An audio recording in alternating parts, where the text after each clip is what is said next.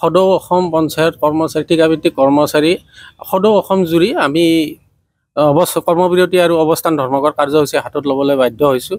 এই কাৰণে আজি আমি 10 বছৰ আগতে আমি স্মাৰকপত্ৰ অসম চৰকাৰলৈ প্ৰেৰণ কৰিছিলোঁ, কিন্তু তেওঁলোকে আমাক কোনো ধৰণৰ গুৰুত্ব দিয়া নাই বুলি আমি ভাবি লৈছোঁ।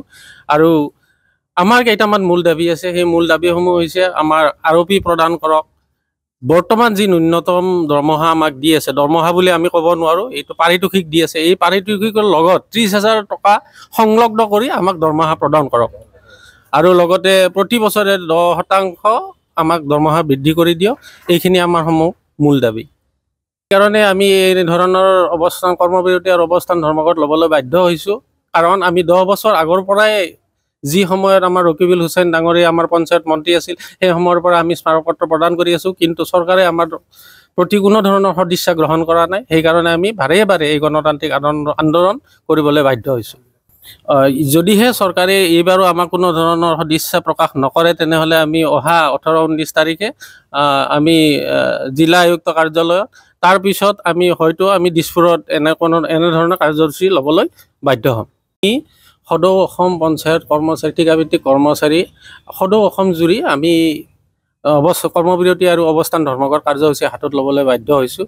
এই কাৰণে আজি আমি 10 বছৰ আগতে আমি স্মাৰকপত্ৰ অসম চৰকাৰলৈ প্ৰেৰণ কৰিছিলোঁ, কিন্তু তেওঁলোকে আমাক কোনো ধৰণৰ গুৰুত্ব দিয়া নাই বুলি আমি ভাবি লৈছোঁ। আৰু আমাৰ কেইটামান মূল দাবী আছে। সেই মূল দাবীসমূহ হৈছে আমাৰ আৰপি প্ৰদান কৰক। বৰ্তমান যি ন্যূনতম দৰমহা আমাক দি আছে, দৰমহা বুলি আমি ক'ব নোৱাৰোঁ, এইটো পাৰিতোষিক দি আছে। এই পাৰিতোষিকৰ লগত 30,000 টকা সংলগ্ন কৰি আমাক দৰমহা প্ৰদান কৰক। আৰু লগতে প্ৰতি বছৰে 10% আমাক দৰমহা বৃদ্ধি কৰি দিয়ক। এইখিনি আমাৰ মূল দাবী। সেইকাৰণে আমি এই ধৰণৰ কৰ্মবিৰতি আৰু অৱস্থান ধৰ্মঘট ল'বলৈ বাধ্য হৈছোঁ। কাৰণ আমি 10 বছৰ আগৰ পৰাই যি সময়ত আমাৰ ৰকিবুল হুছেইন ডাঙৰীয়া আমাৰ পঞ্চায়ত মন্ত্ৰী আছিল, সেই সময়ৰ পৰা আমি স্মাৰকপত্ৰ প্ৰদান কৰি আছোঁ, কিন্তু চৰকাৰে আমাৰ প্ৰতি কোনো ধৰণৰ সদিচ্ছা গ্ৰহণ কৰা নাই। সেইকাৰণে আমি বাৰে এই গণতান্ত্ৰিক আন্দোলন কৰিবলৈ বাধ্য হৈছোঁ।